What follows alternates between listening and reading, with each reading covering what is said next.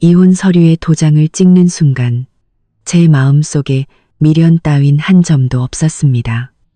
10분 만에 모든 연락처와 기록을 삭제하고 캐리어를 끌고 그대로 공항으로 향했죠. 한때 저에게 영혼을 맹세했던 그 남자 박지혁은 지금쯤 강남의 한 산부인과 분만실 앞에서 자신의 아이를 낳아줄 거라 믿는 내연녀를 애타게 기다리고 있을 겁니다. 하지만 그는 곧 알게 되겠죠.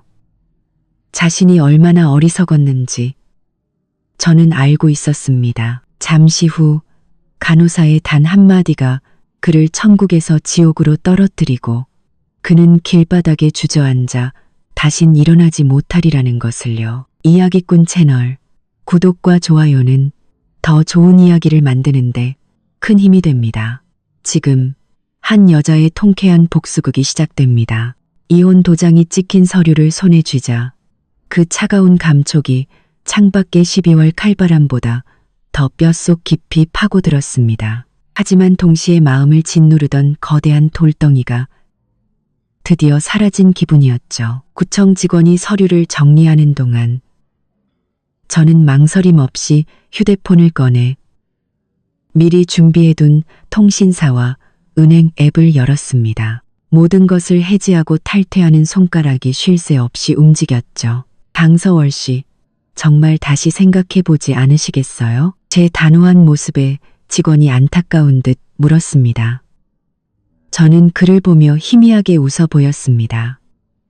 마치 남의 이야기를 하듯 평온한 목소리로 말했죠. 아니요, 진작 이렇게 했어야 했어요. 10분 후 모든 정보가 깨끗하게 정리되었다는 알림을 확인하고 저는 유심칩을 뽑아 쓰레기통에 던져버렸습니다. 그리고 미리 싸둔 캐리어를 끌고 곧장 인천국제공항으로 향했습니다. 택시 안에서 기사님이 호기심 어린 목소리로 물었습니다. 아가씨, 이 추운 날에 연말이라도 쇠러 해외 나가시나 봐요? 저는 빠르게 스쳐 지나가는 서울의 야경을 바라보며 박지혁을 떠올렸습니다. 눈에는 더 이상 어떤 온기도 남아있지 않았죠. 연말이 아니라 다시는 안 돌아오려고요. 기사님은 제 말에 더 묻지 않고 입을 다물었습니다. 차가 강남의 한 유명 산부인과 앞을 지날 때 저는 무심코 창밖을 보았습니다.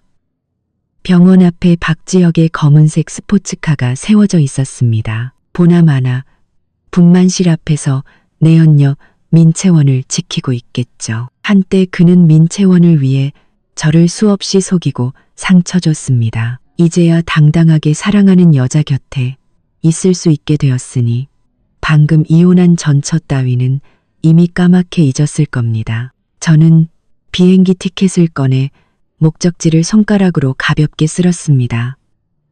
마음속으로 되뇌었죠. 박지혁, 네가 내게 진 빚, 오늘부터 갚기 시작해야지. 공항에 도착해 수속을 마치고 보안 검색대를 통과할 때 낯선 번호로 문자 한 통이 왔습니다. 박 대표님, 분만실 앞에서 매우 초조해 보입니다. 병원에 심어둔 제 사람이 보낸 메시지였습니다. 소식 기다릴게요. 라고 답장을 보내고 휴대폰 전원을 껐습니다.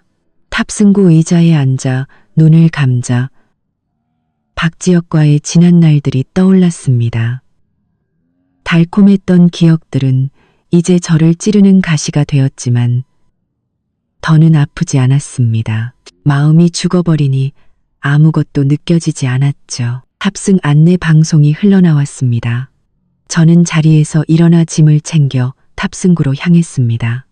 비행기에 발을 내딛는 순간 휴대폰이 다시 한번 짧게 진동했습니다. 이번에는 영상이었습니다. 영상 속에서 박지혁은 분만실 앞을 초조하게 서성이며 연신 시계를 확인하고 있었습니다. 그의 얼굴에는 기대로 가득 차 있었죠. 저는 차갑게 웃으며 휴대폰을 가방에 넣었습니다. 비행기가 서서히 떠오르자 저의 20년 사랑과 고통이 담긴 이 도시의 모든 것이 제 과거가 되어 멀어져 갔습니다. 비행기가 순항고도에 접어들자마자 제 정보원에게서 실시간 메시지가 쏟아지기 시작했습니다. 한 줄 한 줄의 글자들이 눈앞에 생생하게 그려지는 듯 했습니다. 박지혁은 분만실 앞에서 2시간 가까이 서성였고 그동안 비서에게 3번이나 전화해 강남 최고의 산후조리원을 예약하라고 지시했답니다. 민채원이 좋아하는 스타일로 인테리어를 꾸미라는 특별 주문까지 덧붙여서요. 심지어 미리 주문해둔 다이아몬드 목걸이를 가져오게 해서 민채원이 아이를 낳으면 서프라이즈 선물을 할 계획이었다고 합니다. 저는 의자에 등을 기댄 채 창밖의 구름을 바라보았습니다. 마음에는 아무런 파동도 일지 않았습니다. 바로 그때 정보원에게서 영상 통화가 걸려왔습니다. 통화 버튼을 누르자 화면에 병원 복도가 나타났습니다. 서월시 빨리 보세요.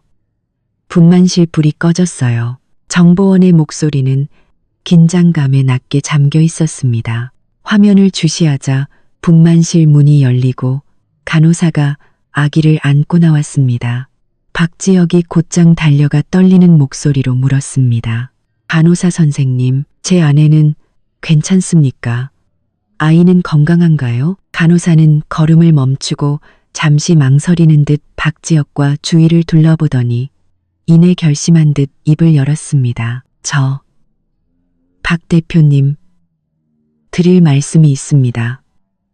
명확히 해야 할 것 같아서요. 박지혁의 얼굴에서 미소가 굳었습니다. 무슨 일이죠?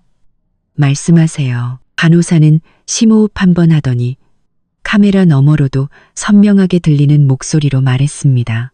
방금 아기 혈액형을 검사했는데 대표님께서 이전에 등록하신 혈액형과 일치하지 않습니다. 저희가 대표님의 건강검진 기록을 다시 확인해 본 결과 이 아이, 대표님 아이가 아닙니다. 그 말은 마치 날벼락처럼 박지혁의 머리 위로 떨어졌습니다.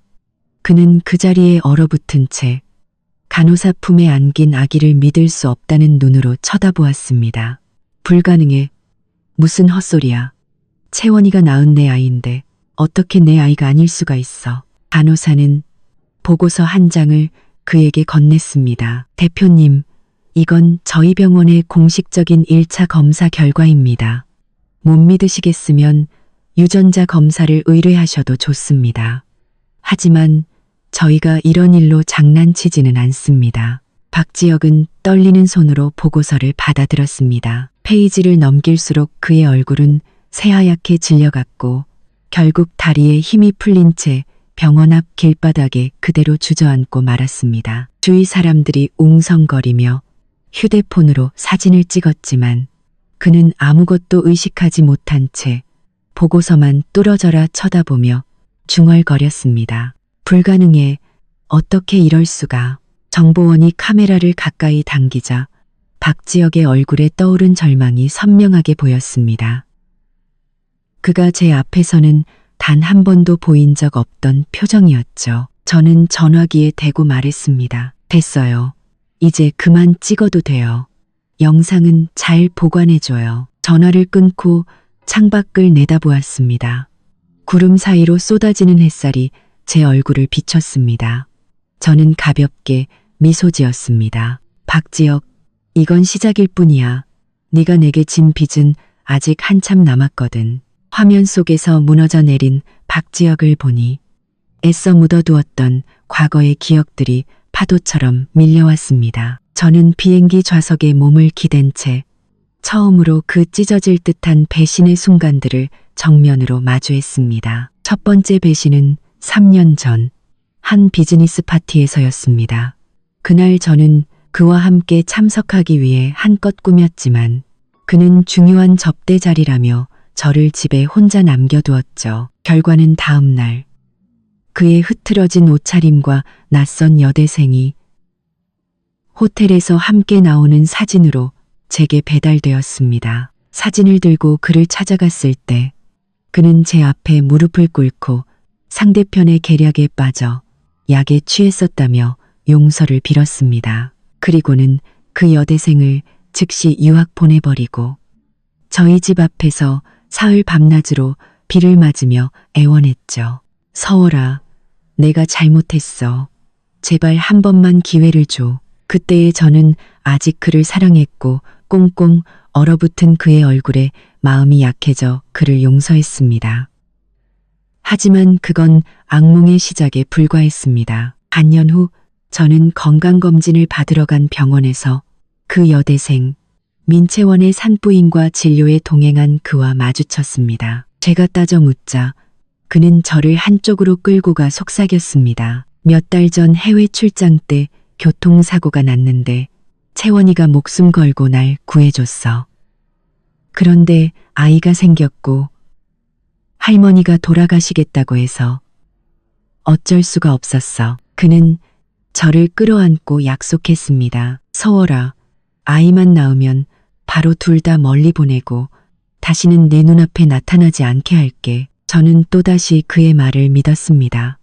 바보같이 가족들에게 이 사실을 숨겨주기까지 했죠. 가장 가슴 아팠던 세 번째 배신.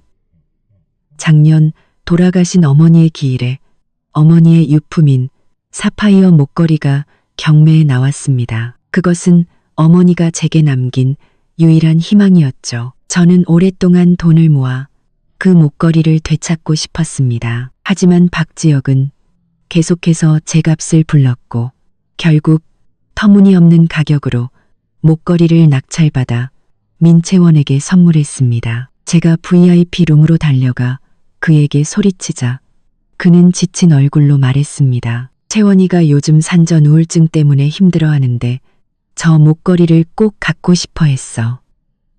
그냥 네가 좀 져주면 안 돼?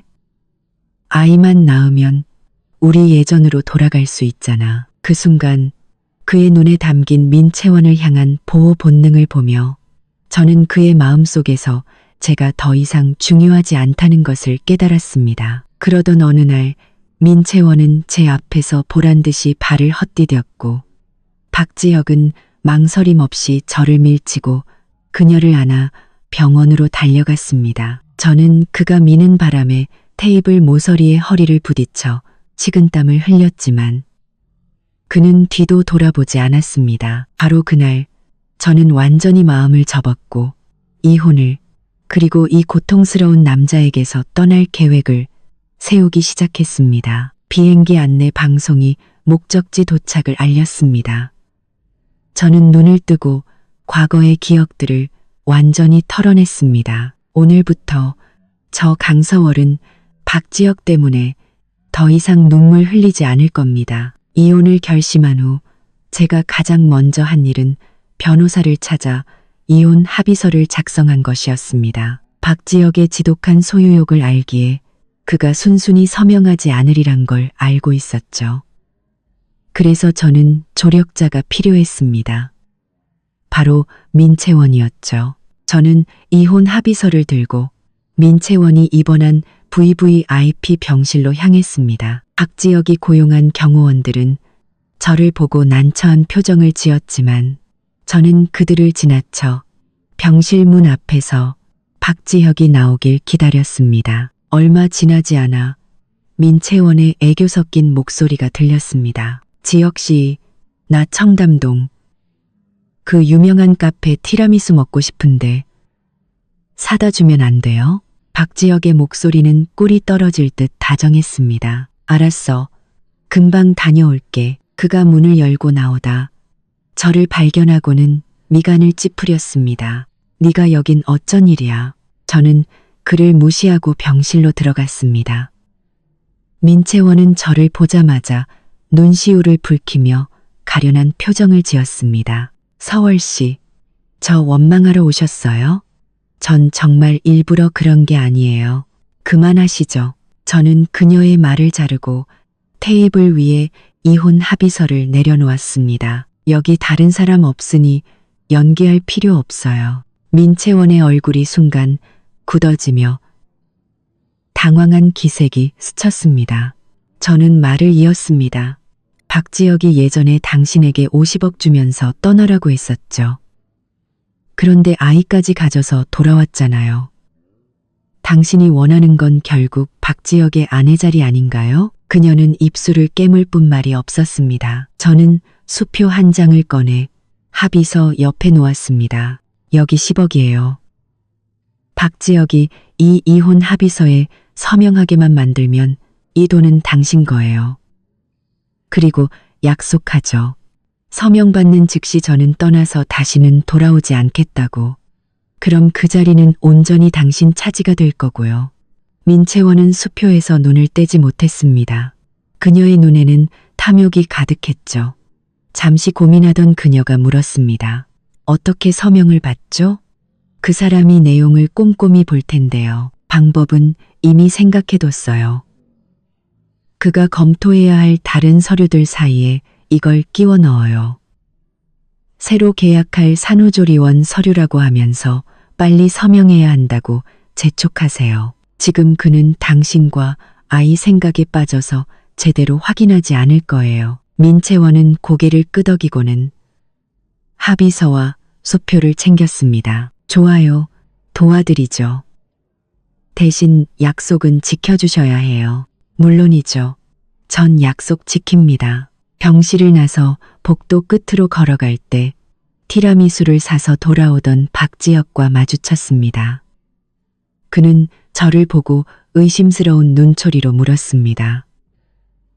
방금 안에서 채원이랑 무슨 얘기했어? 저는 옅은 미소를 지으며 아무렇지 않게 대답했습니다. 별 얘기 안 했어요. 그래도 당신 아이를 가졌는데 얼굴은 한번 봐야 할 것 같아서요. 박지혁은 그제야 안심한 듯 더 묻지 않고 병실로 들어갔습니다. 저는 닫히는 병실 문을 보며 속으로 비웃었습니다. 박지혁, 우린 곧 완벽한 남이 될 거야. 얼마 지나지 않아 민채원에게서 서명받았다는 메시지가 왔습니다.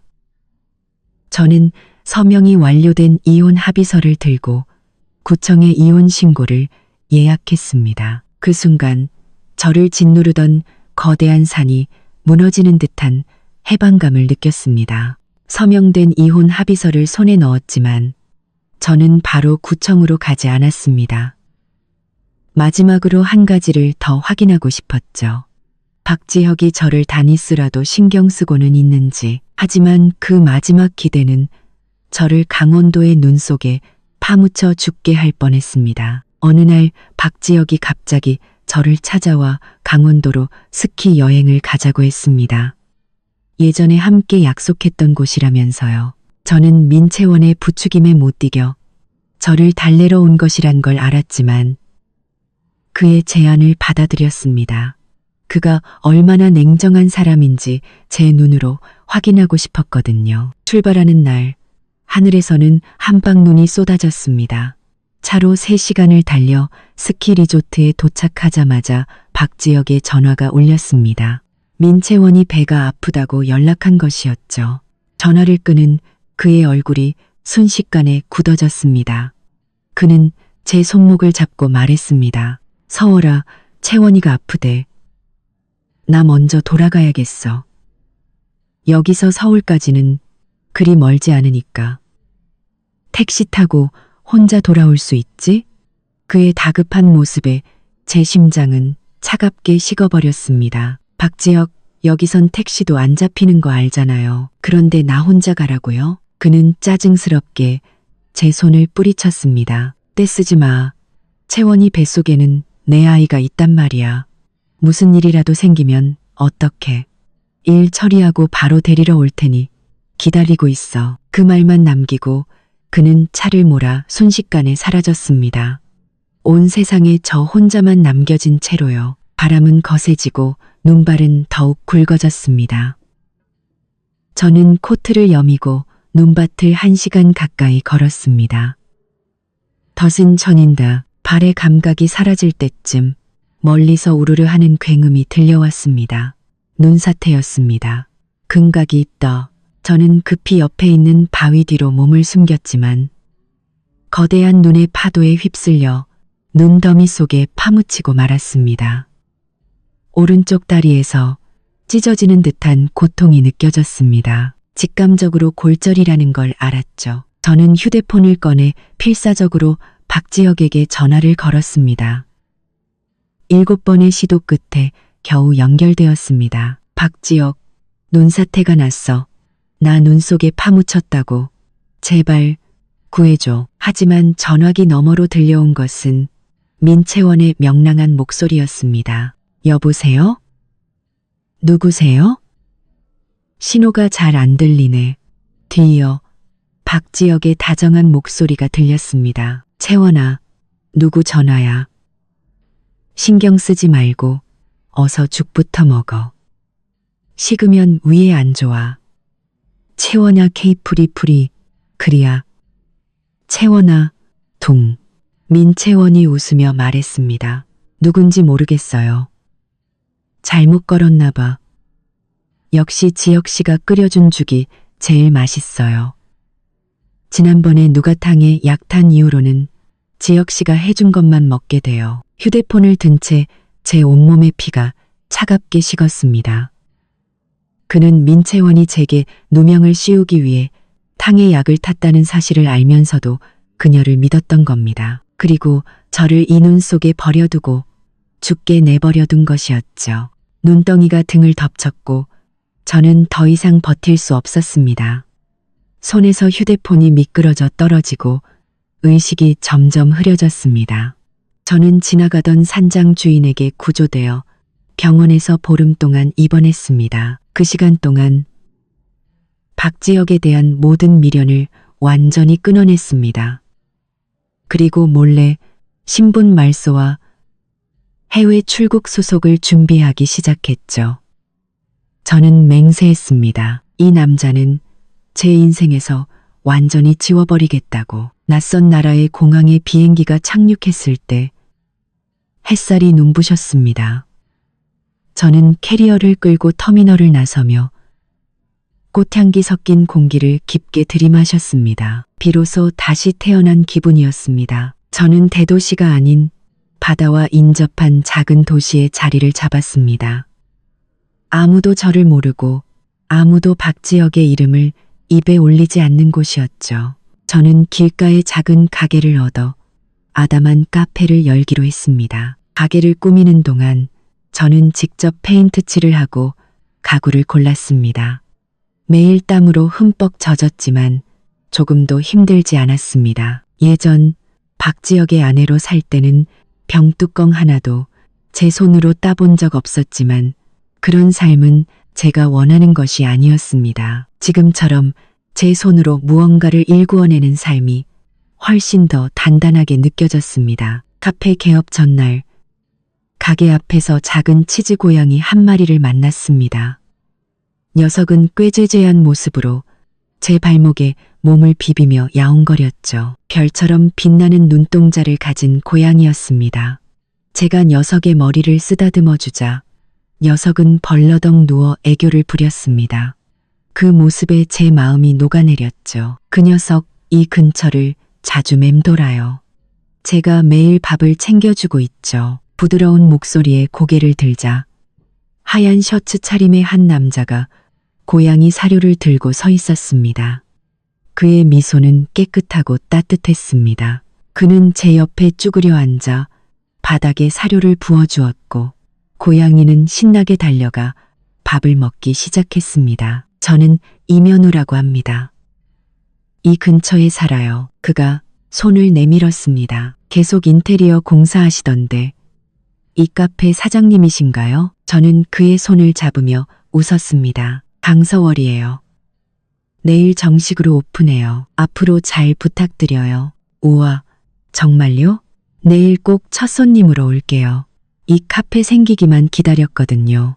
다음 날 카페 문을 열자 정말로 이면우 씨가 첫 손님으로 찾아왔습니다. 그는 라떼 한 잔을 시켜 창가에 앉아 제가 분주하게 움직이는 모습을 지켜보았고 때로는 다가와 이를 거들어주기도 했습니다. 손님들이 고양이에 대해 물으면 그는 이 가게의 복덩이 마스코트 바비입니다. 엄청난 먹보라서요 라고 재치 있게 설명해주곤 했습니다. 저는 의아해서 물었습니다. 왜 이름이 바비예요? 그가 웃으며 대답했습니다. 어제 중성화 수술시키고 왔는데 의사 선생님이 영양 보충해야 한다고 해서. 밥을 줬더니 2 그릇을 뚝딱 해치우더라고요. 그래서 바비가 됐죠. 그의 말에 저는 박지혁과 헤어진 후 처음으로 소리내어 웃었습니다. 하루하루가 지나고 카페는 점점 입소문을 탔습니다. 바비는 가게의 명물이 되었죠. 연우 씨는 매일같이 카페에 들러 손님을 맡거나 원두 정리를 도와주었고 가끔은 직접 만든 디저트를 가져다 주기도 했습니다. 그는 제 과거에 대해 묻지 않았고 그저 제가 필요할 때 묵묵히 제 곁을 지켜주었습니다. 저는 깨닫기 시작했습니다.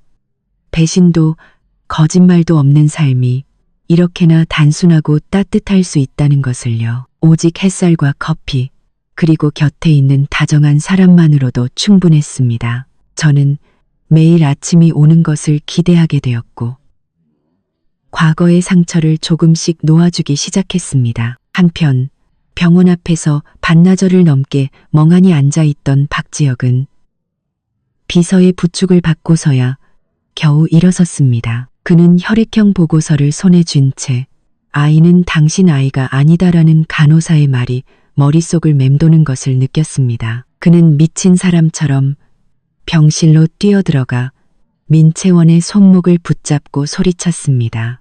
이 아이 누구 아이야? 말해.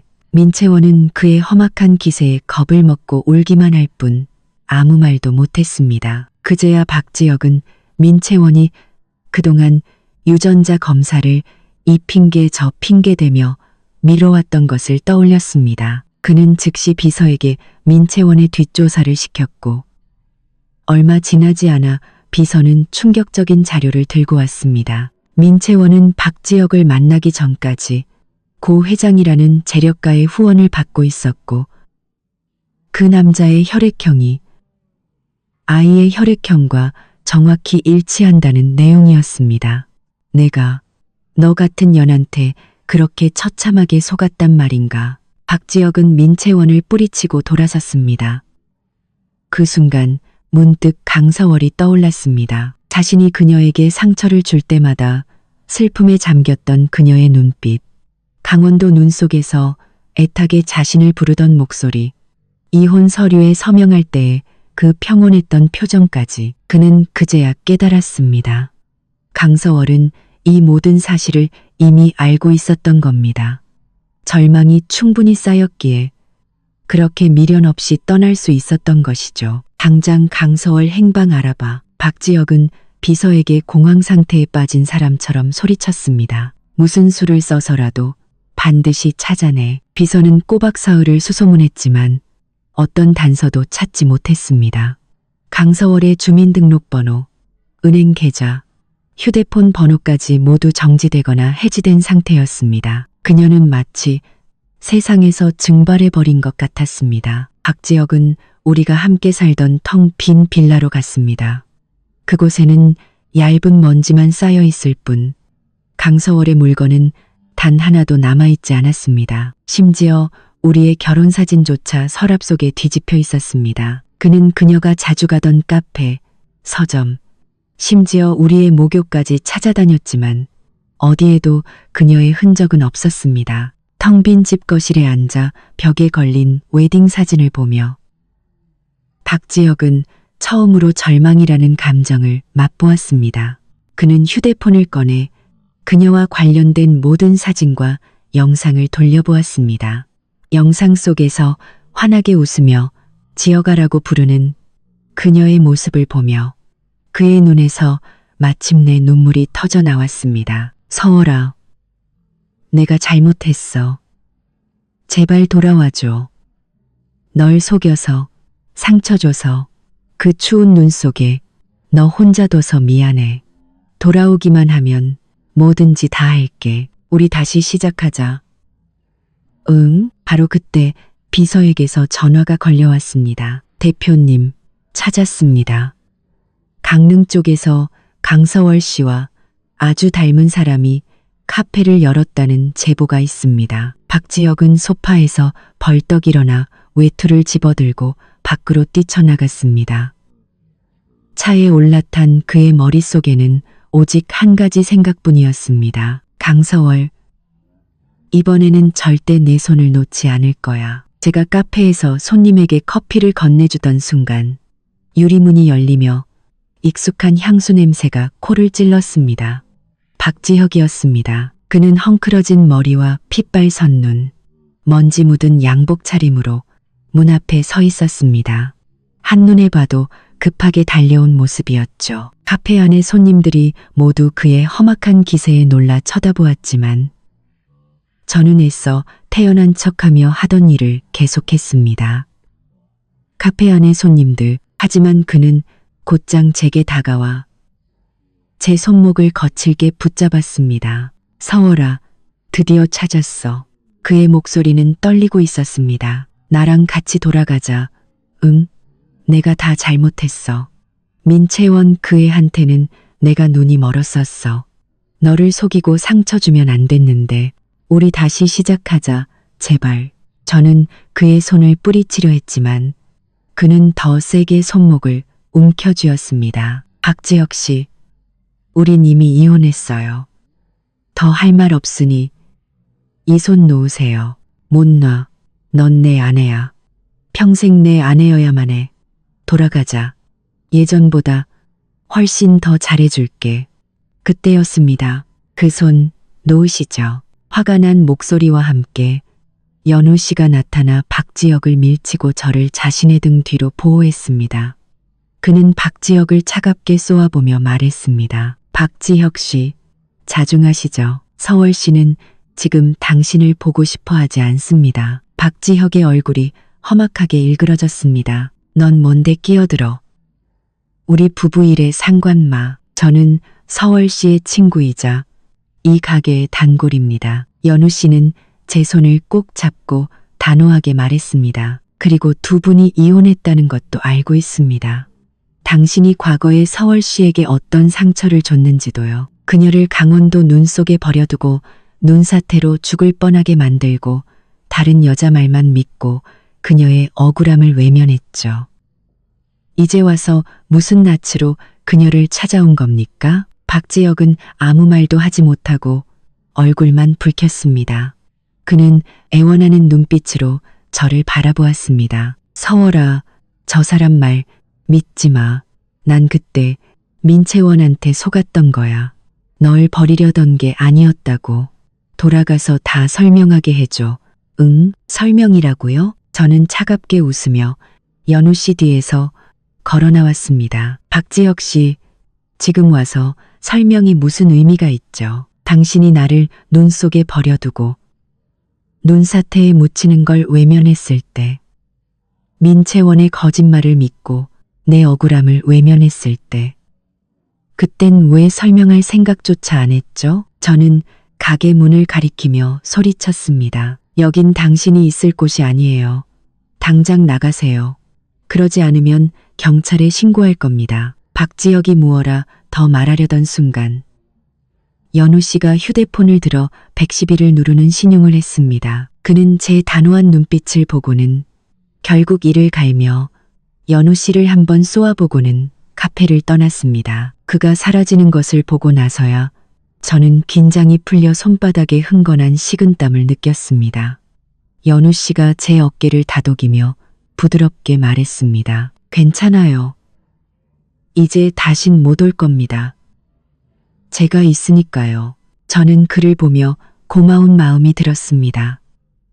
제 곁에 그가 있다는 사실이 얼마나 다행인지 몰랐습니다. 저는 박지혁이 다시는 나타나지 않을 거라 생각했습니다. 하지만 그가 그의 할머니와 함께 약을 써서 저를 해치려 할 줄은 꿈에도 몰랐죠. 그날 오후 제가 가게에서 장부를 정리하고 있을 때 낯선 여자가 들어와 자신을 박지혁의 먼 친척이라고 소개했습니다. 그리고는 박지혁의 할머니께서 보내셨다며 예전에 미안했다는 사과의 의미로 직접 갈아 만든 주스라며 예쁜 병을 건넸습니다. 저는 그 주스를 보며 의심이 들었습니다. 박지혁의 가족은 단 한 번도 저를 곱게 본 적이 없었으니까요. 제가 거절하려 하자 그 여자가 웃으며 말했습니다. 서월 씨, 그냥 받으세요. 할머니께서 예전 일은 다 당신께 잘못했다며 꼭 사과하고 싶다고 하셨어요. 제가 망설이는 사이 밖에서 돌아온 연우 씨가 그 여자와 주스병을 보고는 얼굴이 굳어졌습니다. 그는 제게 다가와 주스병을 빼앗아 들고는 그 여자에게 말했습니다. 저희 서월 씨는 주스를 별로 안 좋아해서요. 마음만 감사히 받겠습니다. 이건 도로 가져가세요. 그리고는 단호하게 덧붙였습니다. 지금 당장 나가주시죠. 그러지 않으면 경찰을 부르겠습니다. 여자가 마지못해 돌아가자 연우 씨가 굳은 표정으로 말했습니다. 서월 씨, 저 사람들 말 믿으면 안 돼요. 이 주스, 분명 문제가 있을 거예요. 그들이 갑자기 당신에게 사과할 리가 없잖아요. 그의 말에 저도 정신이 번쩍 들었습니다. 연우 씨는 곧장 주스병을 들고 근처 약국으로 가 성분 검사를 의뢰했습니다. 결과는 예상대로였습니다. 주스 안에는 사람의 의식을 잃게 만드는 약물이 들어 있었습니다. 이 사람들 정말 미쳤군요. 연우 씨가 분노에 차 주먹을 쥐었습니다. 당신을 납치해서 강제로 박지혁과 재결합시키려는 속셈이었을 거예요. 저는 검사 결과지를 보고 손을 떨고 있었습니다. 그때 제 휴대폰이 울렸습니다. 박지혁이었습니다. 저는 심호흡을 하고 스피커폰으로 전화를 받았습니다. 서월아, 할머니가 보낸 주스 마셨어? 박지혁의 목소리에는 초조함이 섞여 있었습니다. 저는 차갑게 웃으며 말했습니다. 박지혁, 연기 그만해. 당신이랑 당신 할머니 이 주스에 약 탔지? 날 의식 잃게 만들어서 당신들 집으로 끌고 가려고 한 거 맞지? 전화기 너머에 박지혁이 잠시 당황하더니 변명했습니다. 서월아, 그런 게 아니라 할머니가 그냥 너랑 진지하게 대화하고 싶어서 어떻게 사과해야 할지 몰라서 그러신 거야. 사과하는데 약이 필요해? 저는 분노에 차소리쳤습니다. 박지혁, 넌 끝까지 날 속이는구나. 너희 가족은 예전에도 지금도 날 사람 취급하지 않았어. 이런 비열한 수법으로 날 다시 데려갈 수 있을 거라 생각했다면 꿈깨. 저는 잠시 말을 멈추고 단호하게 선언했습니다. 이미 경찰에 신고했어. 곧 당신과 당신 할머니를 찾아갈 거야. 다시는 내 앞에 나타나지 마. 또다시 이런 짓을 하면 그땐 법적으로 끝까지 책임을 묻게 할 거야. 저는 그대로 전화를 끊고 그의 번호를 차단했습니다. 연우 씨가 다가와 저를 가만히 안아주며 속삭였습니다. 화내지 말아요. 그런 사람들 때문에 당신이 아파할 가치도 없어요. 제가 있잖아요. 다신 당신을 다치게 두지 않을게요. 그의 품에 안겨 저는 참았던 눈물을 터뜨렸습니다. 제 곁에 그가 있어 정말 다행이었습니다. 경찰에 신고한 다음 날 박지혁과 그의 할머니가 상해 미수 혐의로 조사를 받았다는 연락을 받았습니다. 비록 처벌까지는 이어지지 않았지만 그들은 경찰의 엄중한 경고와 함께 제게 정신적 피해 보상금을 지불해야 했습니다. 저는 그 돈을 전액 지역 동물보호소에 기부했습니다. 그 집안의 더러운 돈은 단 1원도 갖고 싶지 않았으니까요. 모든 일이 정리된 그날 밤 연우 씨와 함께 밤바다를 산책했습니다. 달빛이 바다 위로 쏟아져 아름답게 반짝였습니다. 그가 갑자기 걸음을 멈추고 주머니에서 작은 상자를 꺼내 제 앞에 한쪽 무릎을 꿇었습니다. 서월 씨, 당신이 과거에 많은 상처를 받았다는 거 알아요. 그래서 새로운 관계를 시작하는 게 얼마나 조심스러운지도요. 하지만 저는 박지혁과 달라요. 당신을 속이지도 상처 주지도 않을 거예요. 당신의 카페를 함께 가꾸고 우리 바비가 커가는 모습을 함께 보고 세상의 모든 바다를 당신과 함께 보고 싶어요. 저에게 당신의 평생을 돌볼 기회를 주시겠어요? 그의 진심 어린 눈빛에 눈물이 흘러내렸습니다. 지난 시간 동안 그는 언제나 제 곁에서 저를 지켜주고 위로해주고 도와주었습니다. 제 과거를 묻지 않으면서도 항상 제가 필요할 때 나타나 주었죠. 저는 흐느끼며 고개를 힘차게 끄덕였습니다. 네, 좋아요. 연우 씨는 기쁨에 차 일어나 제 손에 반지를 끼워주고 저를 힘껏 안아주었습니다. 짭짤한 바닷바람이 우리의 머리카락을 스쳤습니다. 저는 그의 품에 안겨 행복이 이렇게나 가까이 있었다는 것을 처음으로 느꼈습니다. 거창한 맹세가 아니라 진심으로 나를 아껴주는 단 한 사람만 있으면 된다는 것을요. 얼마 후 우리는 가까운 친구들과 동물보호소 직원들만 초대해 작은 결혼식을 올렸습니다. 작은 턱시도를 차려입은 바비가 우리 발치에 엎드려 있는 모습에 모두가 웃음을 터뜨렸죠. 결혼식이 끝나고 우리는 카페 문을 잠시 닫고 바비와 함께 제가 늘 꿈에 그리던 그리스로 떠났습니다. 그곳의 바닷가에 작은 집을 빌려 연우 씨는 매일 그림을 그렸고 저는 가끔 동네 카페에서 디저트를 만들었습니다. 바비는 마당에서 나비를 쫓으며 평화로운 나날을 보냈죠. 어느 날 익명의 엽서 한 장이 도착했습니다. 발신인 이름 없이 단 한 문장만 적혀 있었습니다. 서워라, 행복해라, 박지혁이 보낸 것이라는 걸 알 수 있었습니다. 저는 엽서를 서랍 깊숙한 곳에 넣고 답장하지 않았습니다. 우리 사이는 이미 오래전에 끝났으니까요. 극지혁이 보낸 것이라는 걸. 그날 오후 연우 씨와 저는 바닷가에 앉아 노을을 바라보았습니다. 그가 제 손을 잡으며 부드럽게 말했습니다. 앞으로 매년 새로운 곳으로 바다를 보러 가자. 저는 웃으며 그의 어깨에 기댔습니다. 마음속에 새로운 희망이 가득 차올랐습니다. 인생은 때로는 잔잔하고 때로는 거친 파도가 치는 바다와 같지만 곁에 올바른 사람만 있다면 어떤 풍랑이 닥쳐도 헤쳐나갈 수 있다는 것을 이제는 압니다. 그리고 저는 마침내 저와 함께 세상의 모든 바다를 함께 봐줄 그 사람을 찾았습니다. 저만의 새로운 인생이 이제 막 시작된 것입니다.